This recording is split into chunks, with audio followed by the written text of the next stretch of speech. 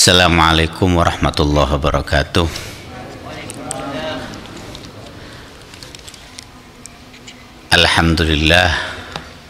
Alhamdulillahilladzi an'ama alaina bi ni'matil Islam wal iman wa asyhadu an la ilaha illallah wahdahu la syarikalah al-karimul mannan wa asyhadu anna sayyidana Muhammadan abduhu wa rasuluh sayyidul khalaiqi wal insan.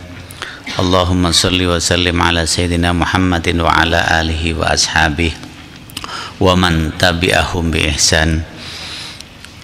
Ma'asyiral hadirin rahimakumullah, marilah kita panjatkan puji syukur kehadirat Allah Subhanahu wa taala yang telah memberikan nikmat kepada kita, yang tidak pernah sedetik pun memalingkan pengawasan terhadap kita, yang tidak pernah sedetik pun Allah itu melupakan keberadaan kita. Jadi nikmatnya itu senantiasa dilimpahkan kepada kita kapanpun dan dimanapun, yang luar biasa, yang tidak bisa kita hitung jumlahnya. Maka selayaknya kita sebagai hamba yang tahu diri, mari kita senantiasa bersyukur kepada Allah, karena begitu banyak nikmat yang diberikan Allah kepada kita, nikmat yang terlihat maupun yang tidak terlihat. Ma'asyiral hadirin rahimakumullah, menyambung yang saya sampaikan pada hari Rabu yang lalu, riwayat tentang Nabi Yunus ini saya dapatkan dalam kitab Bada'i'uz Zuhur fi Waqa'i'idz Zuhur, ya, karya Al-Alim Al-Fadil Al-Kamil Asy-Syaikh Muhammad bin Ahmad bin Iyas. Kemudian dalam riwayat ini beliau menuliskan apa yang disampaikan oleh Imam Al-Kisai. Imam Al-Kisai ini adalah seorang ahli nahwu, seorang ahli nahwu, juga seorang ahli bacaan ayat Al-Quran. Jadi ada 7 bacaan Al-Quran itu yang berbeda-beda, ada qiraat sab'ah, salah satunya itu adalah riwayatnya Imam Al-Kisai. Jadi bacaan Al-Quran itu tidak mesti sama, karena beberapa daerah itu ada berbeda dialek, sehingga cara membacanya pun berbeda, ya. Ma'asyiral hadirin rahimakumullah, setelah Nabi Idris diangkat ke langit, qala Al-Kisai, berkata Al-Kisai, lamma rafa'a Idrisu ila samai, ketika Nabi Idris itu diangkat ke langit, wa alimatil malaikat, malaikat itu semua tahu. Malaikat itu jamak dari malak. Jadi kalau ada malaikat satu itu dalam bahasa Arab disebut malak. Kalau ada 2 malaikat, malakani atau malakaini. Kalau lebih dari 2, 3 atau 4 malaikat, ya itu malaikat lebih dari 2. Jadi kalau 1 itu malak, kalau 2 itu malakani atau malakaini, kalau lebih dari 2, 3, 4, 5 itu malaikah. Jadi kata malaikat yang kita kenal sekarang di Indonesia itu sebenarnya jamak, jumlahnya banyak berarti. Wa alimatil malaikatu annahu la yabrahu minha. Malaikat tahu bahwa Nabi Idris itu tidak akan mau keluar dari surga, tidak akan mau keluar dari langit turun lagi ke bumi, tidak mungkin mau. Malaikat tahu itu, ya. Qalatil malaikah, para malaikat itu berkata kepada Allah, ilahana, ya Allah, Tuhan kami, wa sayyidana, paduka kami, wa maulana, dan yang mengasihi kami, kana lihat makana, mengapa kok sampai terjadi lihadzal abdi, bagi hamba ini, al khoti, yang bersalah. Artinya Nabi Idris ini kan banyak salahnya, ya. Nabi Idris ini banyak salahnya. Mengapa ayyasiru fi maqamil malaikatil muqarrabin, mengapa Nabi Idris ini kok bisa menjadi memiliki tempat fi maqamil malaikatil muqarrabin, di tempatnya malaikat yang dekat. Malaikatul muqarrabin itu malaikat yang dekat dengan Allah, ya, yang dekat dengan Allah. Jadi 10 malaikat yang kita harus hafalkan mulai kecil itu adalah malaikatul muqarrabin, dan masing-masing malaikatul muqarrabin ini punya anak buah.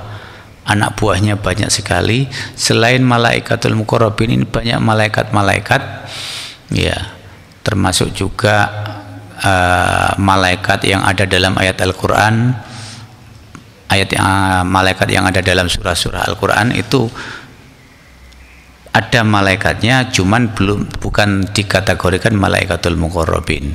Hanya saja malaikatul muqarrabin ini punya anak buah, salah satunya itu ada yang ada di dalam Al-Quran.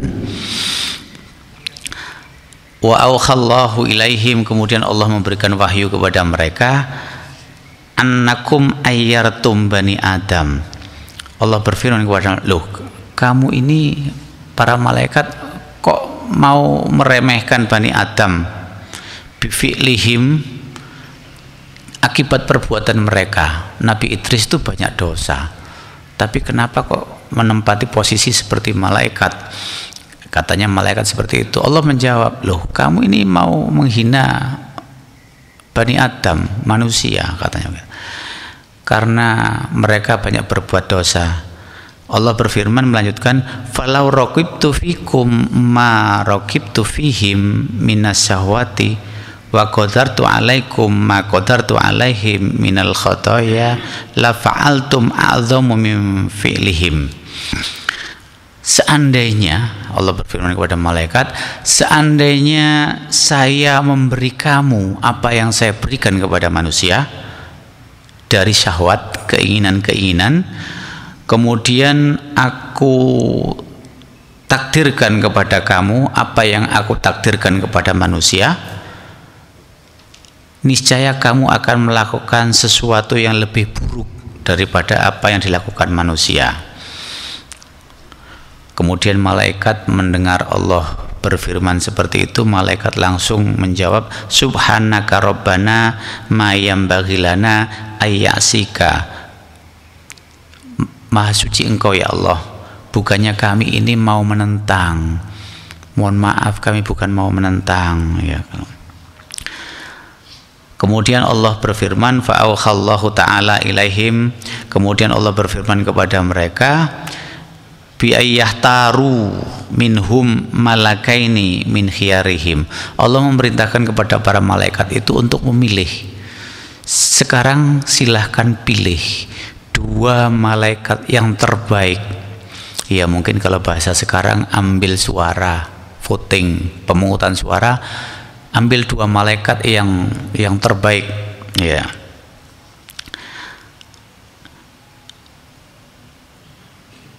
Fayahbatuhum ilal ardi wa yarkabu fiha syahwat. Allah kemudian akan memberikan pada mereka apa yang diciptakan Allah kepada manusia. Jadi malaikat itu bedanya dengan manusia. Manusia itu punya nafsu kan, punya syahwat. Tapi kalau malaikat itu tidak ada. Makanya malaikat itu tidak ada yang pernah membangkang kepada Allah, karena mereka nggak punya syahwat. Sedangkan manusia itu dengan kearifannya, syahwatnya ini bisa dikalahkan. Orang yang bisa mengalahkan syahwatnya dengan menggunakan akalnya dengan baik, maka makomnya akan melebihi makomnya malaikat. Sedangkan malaikat itu mengapa nggak bisa tidak pernah berbuat salah? Karena mereka tidak punya syahwat, tidak punya keinginan-keinginan, keinginan ini, keinginan itu, keinginan untuk tidur, keinginan makan dan sebagainya tidak ada, ya. Akhirnya Allah memerintahkan kepada para malaikat untuk memilih 2 malaikat terbaik yang akan diberi sesuatu yang tidak diberikan kepada malaikat, diberi sesuatu yang diberikan kepada manusia, yakni syahwat, ya. Waqtaratil malaikatu malaikain. Kemudian malaikat ini memilih 2 orang malaikat min khiyarihim, di antara yang terbaik. Yuqalu lahuma Harut wa Marut. Ada 2 malaikat yang terpilih akhirnya. 2 malaikat ini namanya Harut dan Marut. Ini ada dalam Al-Qur'an, ya. Jadi cerita ini memang sepertinya ada sambungan ke ayat Al-Qur'an, walaupun cerita ini bukan berdasarkan hadis yang sahih, tapi layak untuk kita percayai, layak untuk kita jadikan teladan supaya kita tidak melakukan kesalahan. Farakaballahu fihi masahwata wa ahbatahuma ilal ardi. Kemudian Allah memberikan syahwat kepada mereka, ya, dan mereka dikirim ke bumi, ya. Wa amarahuma ayyahkuma bainan nas bil haq. Kemudian Allah memerintahkan kepada mereka untuk memberikan hukum kepada manusia itu dengan hukum yang baik, ya. Wa nahahuma anisyirk. Mereka itu harus melarang berbuat syirik, anisyirk billah wa an qatlin nafsi, dan tidak boleh membunuh, ya, bi ghairi haq, tanpa ada haknya. Jadi membunuh itu boleh kalau ada haknya. Contohnya eksekutor, kalau diperintahkan oleh pengadilan untuk membunuh, berarti eksekutor ini membunuh karena hak, ya.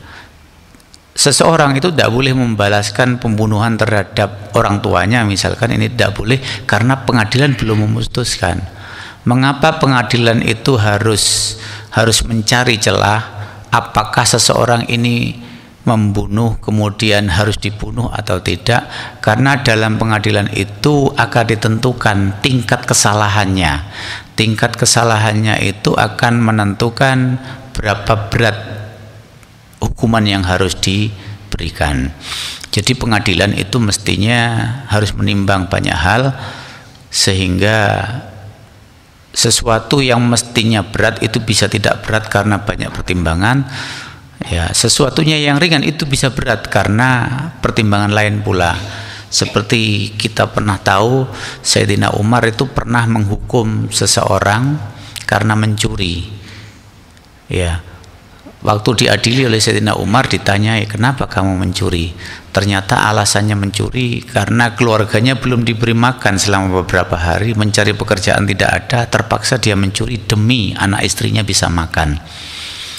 Karena Sayyidina Umar itu berkewajiban untuk memelihara masyarakat warganya yang seperti ini, Sayyidina Umar malah merasa bersalah karena masih ada warganya yang kelaparan. Akhirnya orang ini yang mestinya dipotong tangan, justru oleh Sayyidina Umar diberi bahan makanan untuk dibawa pulang. Jadi mencurinya itu dimaafkan, ya. Mencurinya itu dimaafkan karena memang ini seharusnya tidak terjadi. Seorang pemimpin, kalau seandainya Sayyidina Umar itu ada sekarang, tidak akan membiarkan warganya itu ada yang kelaparan, ada yang kesusahan, kesulitan ekonomi, karena itu tanggung jawab pemimpin. Kalau pemimpin tidak melaksanakan ini, berarti dia nggak bisa melaksanakan tanggung jawabnya, dan ini dosanya cukup besar, ya. Kemudian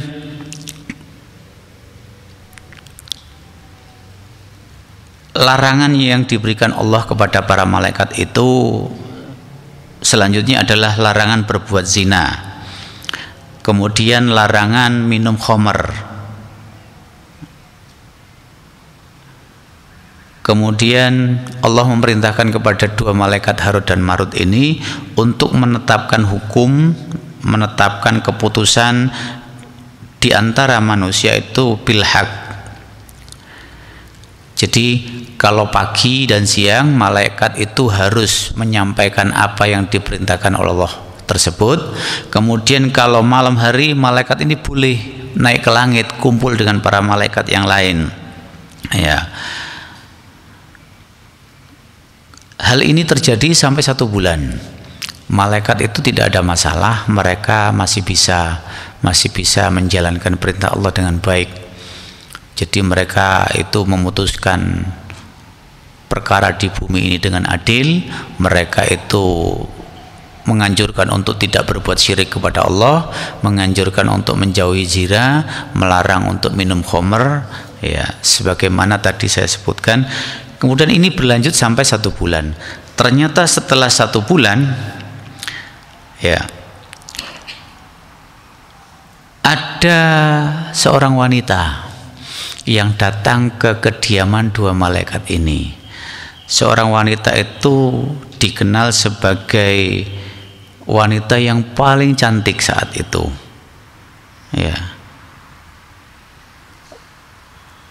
Ajmalun nisa fil husni wal jamali, wajahnya cakep, ya, bodinya bagus, ya. Kemudian dia itu tegap sehingga banyak orang laki-laki yang tertarik. Malaikat ini ternyata begitu melihat wanita tersebut, wanita ini berkata bahwa namanya Zahra. Zahra. Dia orang Persia. Ya. Malaikat tertarik terhadap wanita ini. Ternyata malaikat yang semula tidak punya perasaan apa-apa terhadap wanita, begitu Allah memberikan syahwat kepada mereka, mereka punya ketertarikan kepada wanita. Mereka tidak bisa menepis keinginannya tersebut. Ya. Kemudian wanita ini meminta malaikat untuk melakukan beberapa hal. Yang pertama, malaikat ini diminta oleh wanita tersebut untuk berbuat syirik kepada Allah, menyembah berhala.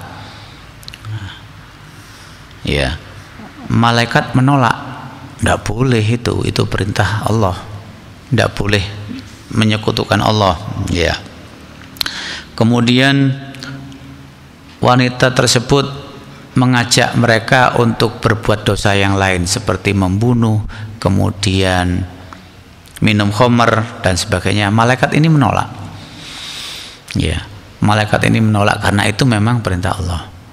Saat itu malaikat menolak dan wanita ini kemudian kembali. Satu hari ternyata malaikat ini terngiang akan kecantikan wanita tersebut.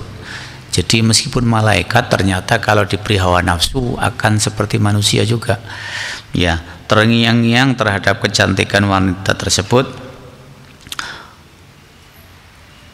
sehingga tidur juga nggak bisa tenang, tidur nggak bisa lelap, ya, melakukan apa saja itu teringat terus kepada wanita tersebut, sampai kemudian akhirnya malaikat itu justru yang mendatangi wanita ini pada hari ketiga.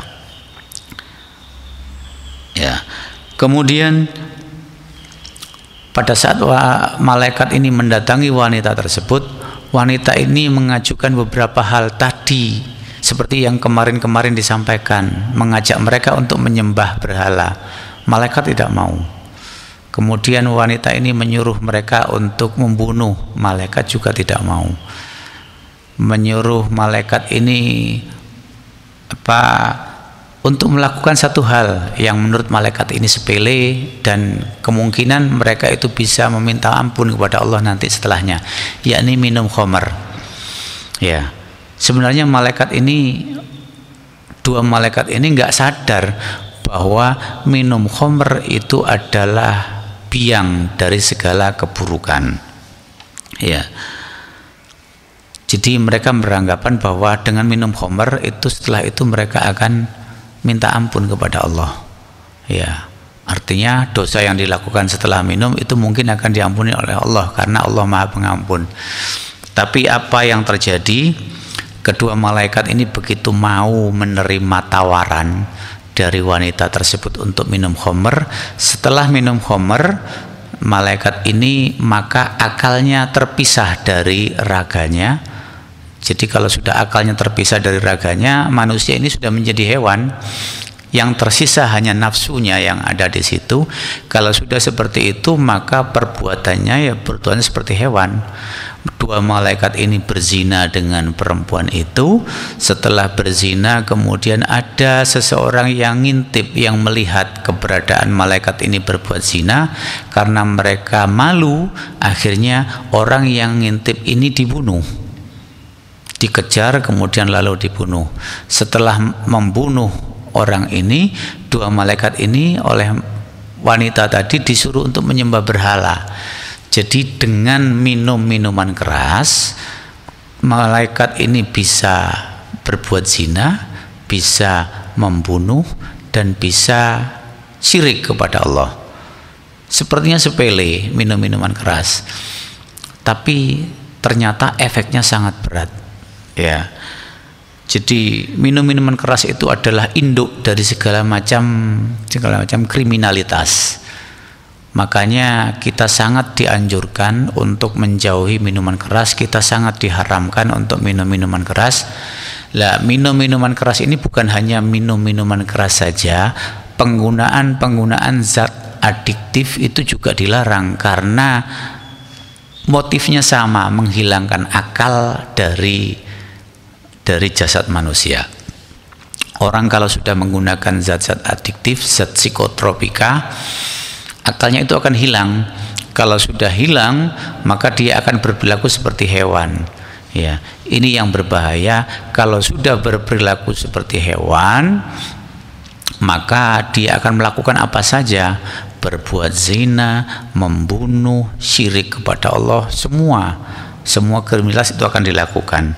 Jadi sebenarnya kita kadang-kadang melihat bahwa minum-minuman keras itu hal yang sepele, tapi ini efeknya sangat besar. Makanya kita harus benar-benar menjauhkan keluarga kita, anak-anak kita dari minuman keras. Sedini mungkin kita harus mengenalkan kepada mereka bahwa efek minuman keras itu besar sekali. Ini sangat membahayakan. Makanya kita sangat prihatin waktu pemerintah itu mau melegalkan minuman keras. Ini yang sangat disayangkan, di Indonesia kok mau dilegalkan minuman keras. Memang di beberapa daerah saja yang dilegalkan, tapi perdagangannya ini kan bisa kemana-mana, bisa menjangkau seluruh Indonesia. Makanya banyak yang keberatan kalau sampai minuman keras ini dilegalkan.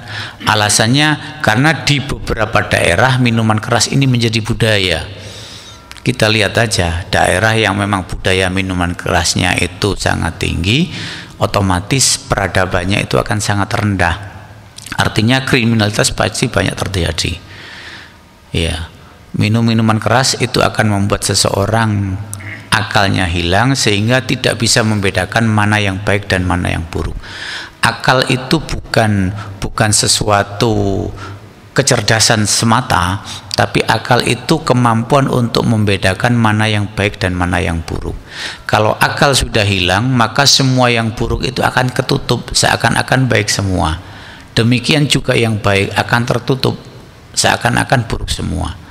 Ya, kita melaksanakan sholat itu kalau akalnya tidak berfungsi, maka akan menganggap sholat itu hanya melelahkan saja. Tapi kalau akalnya berfungsi, sholat itu adalah sarana mendekatkan diri kepada Allah. Dan kalau sudah dekat dengan Allah, maka niscaya apa saja yang menjadi keinginan itu akan diberi kemudahan. Ya, ma'asyiral hadirin rahimakumullah. Kemudian setelah malaikat ini membunuh dan mereka mau menyembah berhala, begitu sadar malaikat ini kepingin kembali ke langit. Fayas ada ilas samai. Ya, mereka itu bersiap-siap mau ke langit. Ternyata mereka nggak bisa terbang. Mereka nggak bisa terbang. Kemudian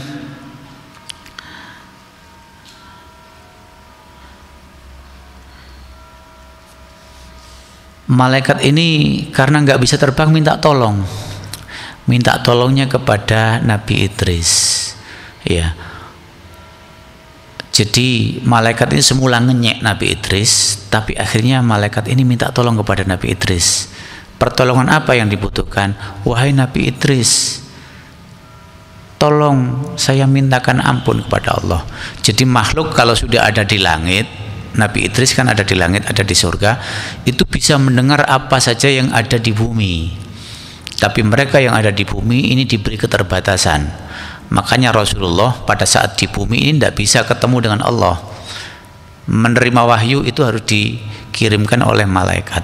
Tapi begitu Rasulullah ini ke langit, keterbatasan itu sudah tidak ada. Rasulullah bisa bertemu langsung dengan Allah, Rasulullah bisa menerima perintah sholat.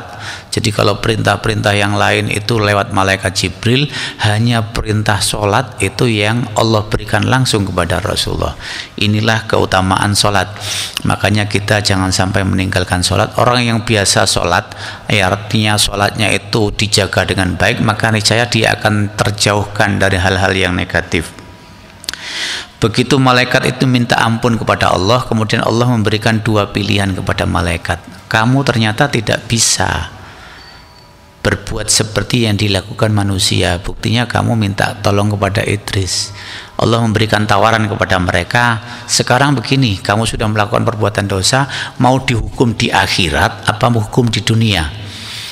Kedua malaikat ini bijaksana, mereka lebih memilih hukuman di dunia. Karena dengan dihukum di dunia itu jangka waktunya hanya sebentar, hanya berapa tahun saja.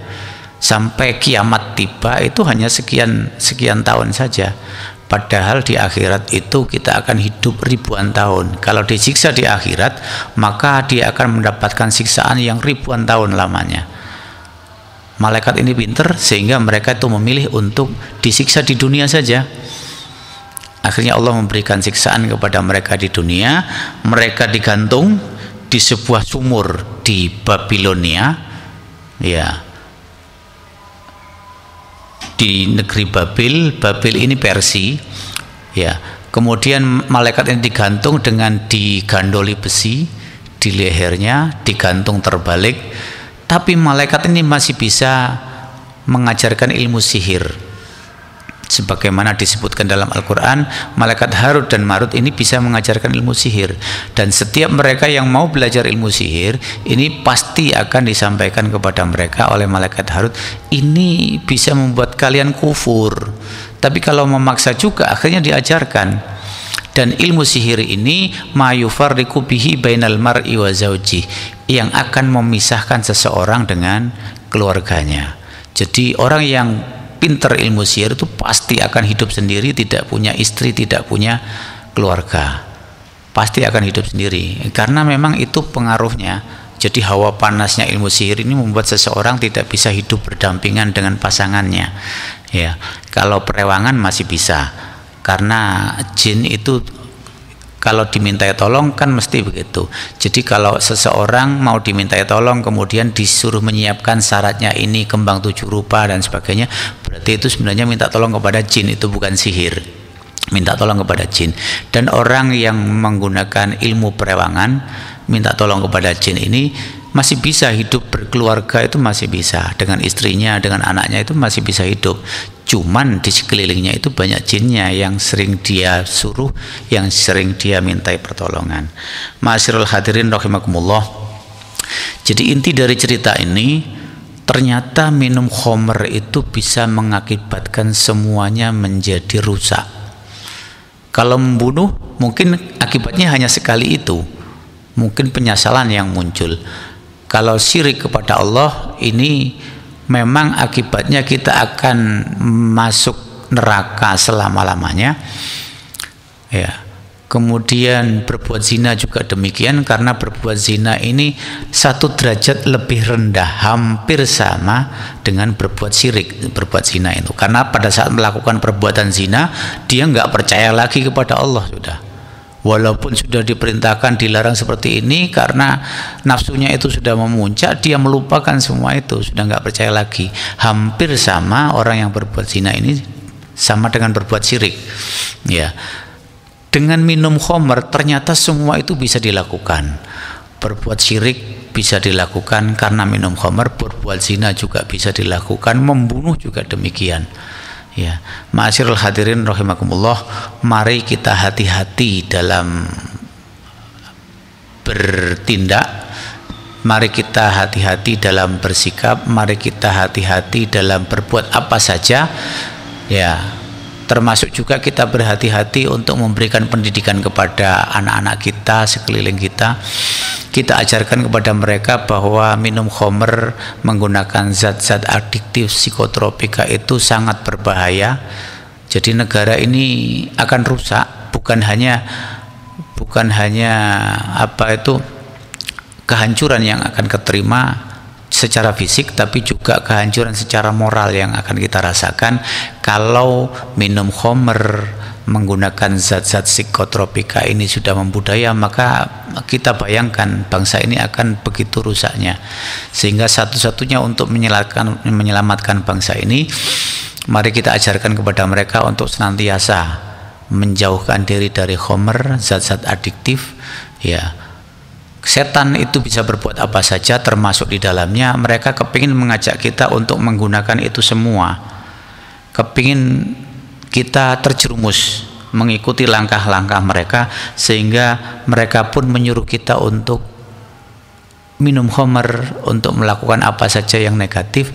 Caranya kalau kita sadar bahwa itu dilarang, mereka akan menyusupkan minum-minuman keras itu atau menyusupkan zat-zat adiktif psikotropika yang bisa menghilangkan akal kita dalam makanan sehari-hari. Sekarang ini bahaya tersebut tidak hanya mengancam orang-orang dewasa, anak-anak sudah terancam sekarang ini. Kalau anak-anak sudah terbiasa mengkonsumsi zat-zat tersebut, niscaya mereka akan terus ingin mengkonsumsi lagi. Ini yang akan merusak generasi berikutnya. Dia tidak akan berpikir jernih lagi karena akalnya sudah hilang. Ma'asyiral hadirin rahimakumullah, semoga Allah menjaga kita untuk senantiasa bisa mentaati perintahnya, menjauhi hal-hal yang sifatnya negatif seperti minuman keras dan zat-zat adiktif lainnya. Semoga Allah memberi kekuatan kita untuk senantiasa bisa mengajak keluarga kita, masyarakat kita, tetangga kita untuk senantiasa menjauhi hal-hal tersebut. Semoga Allah dengan silaturahim ini memanjangkan umur kita, melapangkan rezeki kita. Semoga Allah menjauhkan permasalahan yang kita hadapi, segera mengangkatnya dan memberikan solusi yang terbaik. Semoga Allah memberikan kesehatan kepada kita, senantiasa melindungi kita dari berbagai penyakit yang berbahaya. Semoga Allah mengampuni dosa-dosa mereka yang sudah meninggal dunia, baik karena penyakit atau karena hal-hal yang lain. Kurang lebihnya saya mohon maaf. Wallahul muwaffiq ila aqwamit thoriq. Wassalamualaikum warahmatullahi wabarakatuh.